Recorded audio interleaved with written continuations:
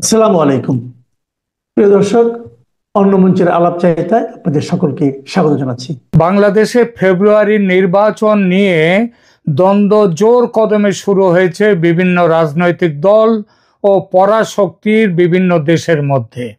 America চাইছে দ্রুত নির্বাচন দিয়ে বিএনপিকে ক্ষমতায় বসাতে, যাতে বিএনপি বাংলাদেশে আমেরিকার স্বার্থ সুনিশ্চিত করতে পারে, এবং ইউনূসকে দিয়ে নির্বাচনের ঘোষণাও তাই করে দিয়েছে।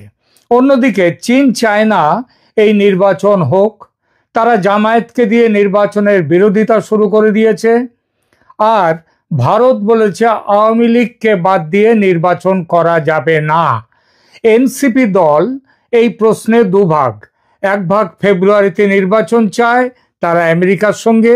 আর এক ভাগ ফেব্রুয়ারিতে নির্বাচন চায় না। যারা চায় না তাদের ৮ সদস্যের প্রতিনিধি দল চীনে গেছে, তারা চীনের সঙ্গে। চীন সফরে আছেন দেশের সেনাপ্রধান। এদিকে এসসিও বৈঠকে যোগ দিতে ভারতের প্রধানমন্ত্রী জাপান ঘুরে চীনে যাচ্ছেন। জাপান চায় ইনক্লুসিভ ইলেকশন, অর্থাৎ সেখানে আওয়ামী লীগকেও সেখানে রাখতে। রুশ প্রেসিডেন্টও যাচ্ছেন চীনে। বাংলাদেশ নিয়ে পরাশক্তির লড়াই তাহলে জোরদার শুরু। এই পরিপ্রেক্ষিতে প্রশ্ন উঠছে, ফেব্রুয়ারির নির্বাচন কি হবে? আওয়ামী লীগের বা কি ভবিষ্যৎ?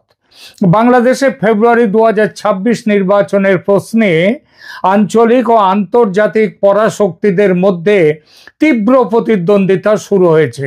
এই প্রতিদ্বন্দ্বিতায় মূলত 4টি মূল পক্ষ: মার্কিন যুক্তরাষ্ট্র, চীন, ভারত এবং রাশিয়া।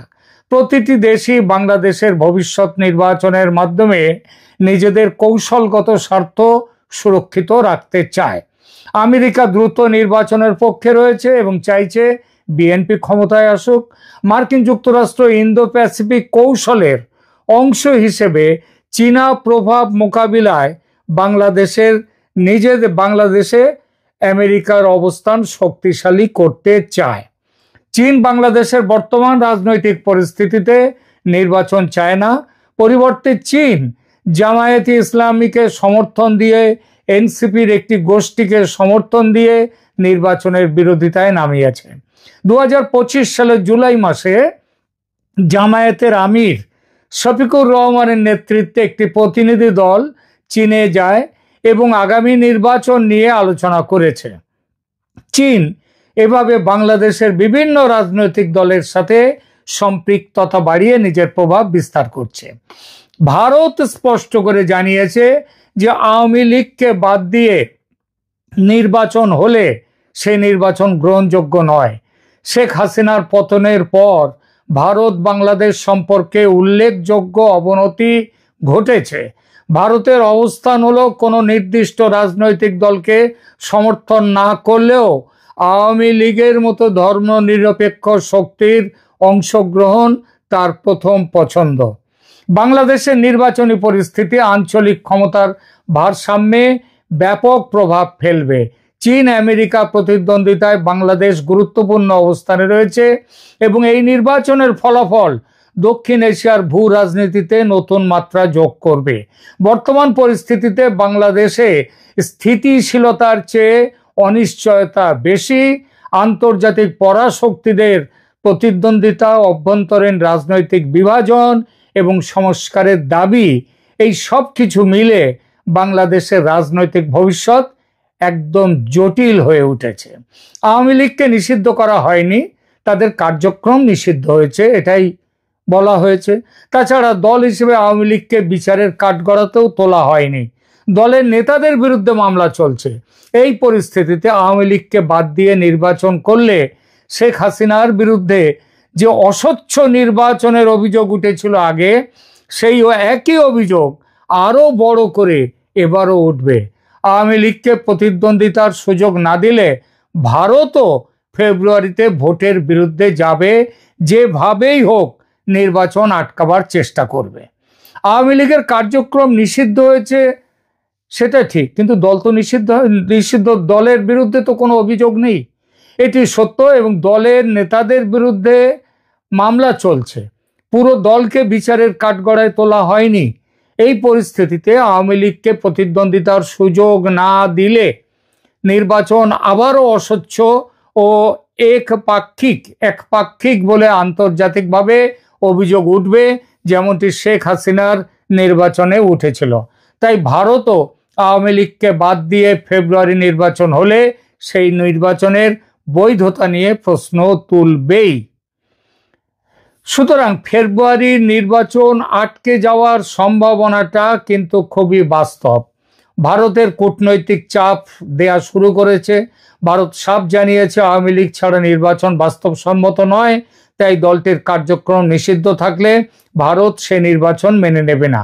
ভারত ছাড়া ইংল্যান্ড, জাপান, অস্ট্রেলিয়া এবং ইউরোপীয় দেশগুলোর কয়েকটি দেশও আওয়ামী লীগ দল ছাড়া অন্য দল ছাড়া ভোট যদি হয় সে ভোট মানবে না। আওয়ামী লীগ, বিএনপি, জামাত সবগুলো পক্ষের অংশগ্রহণ ছাড়া সত্যিকারের প্রতিদ্বন্দ্বিতা হবে না। হলে আন্দোলন, সহিংসতা আবার নতুন করে বাড়বে। নির্বাচন পিছিয়ে যেতে পারে। ভারতের বিরোধিতায়, আন্তর্জাতিক চাপে ও অভ্যন্তরীণ অস্থিরতার কারণে নির্বাচন স্থগিত হতেই পারে। খুবই সম্ভাবনা দেশি বিদেশি শক্তিগুলোর মধ্যস্থতায় নির্বাচন নিয়ে নতুন সংলাপ হতে পারে, যেখানে আওয়ামী লীগের কার্যক্রম পুনর্বহাল বা অংশগ্রহণ নিশ্চিত করার চেষ্টা হবে।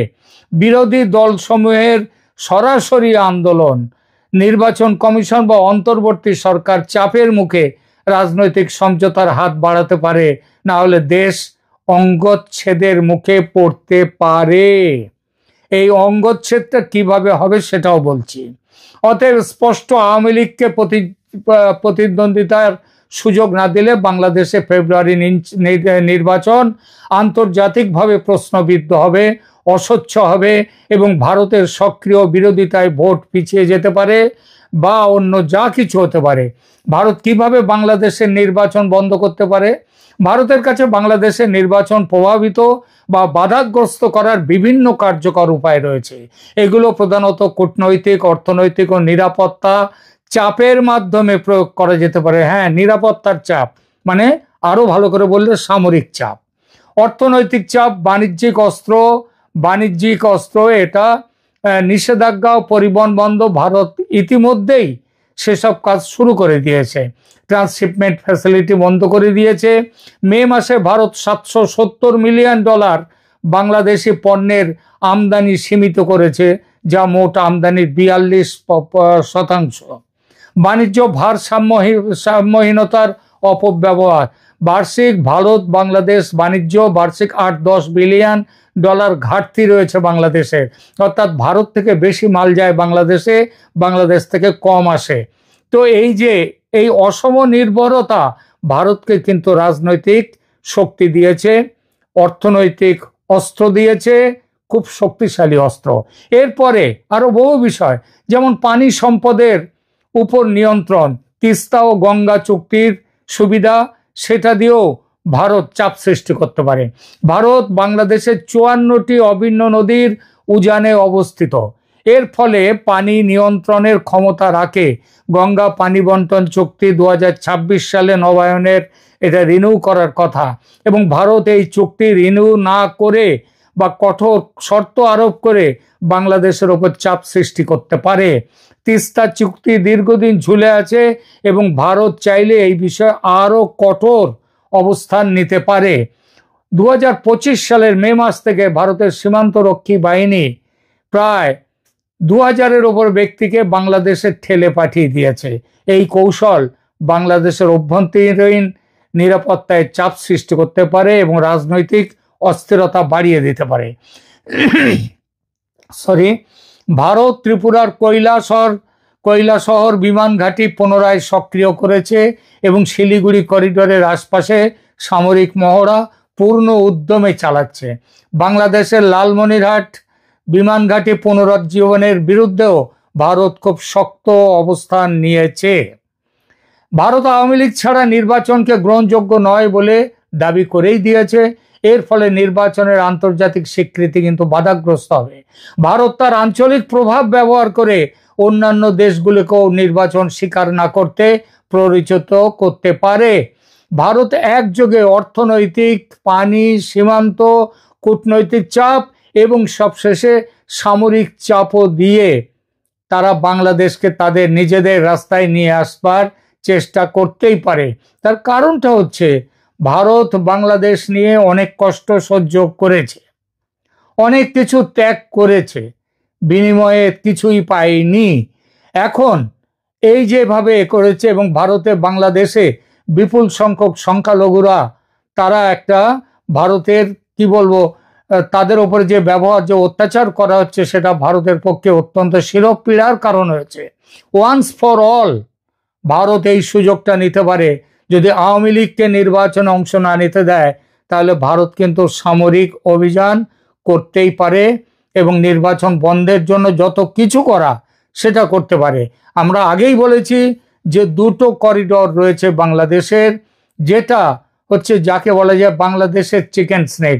একটা হচ্ছে ওই রংপুর সীমান্ত দিয়ে মানে দক্ষিণ দিনাজপুর থেকে একদম মেঘালয়ের গারো পাহাড় পর্যন্ত এটা কেটে দিলে পুরো রংপুর ডিভিশন আলাদা।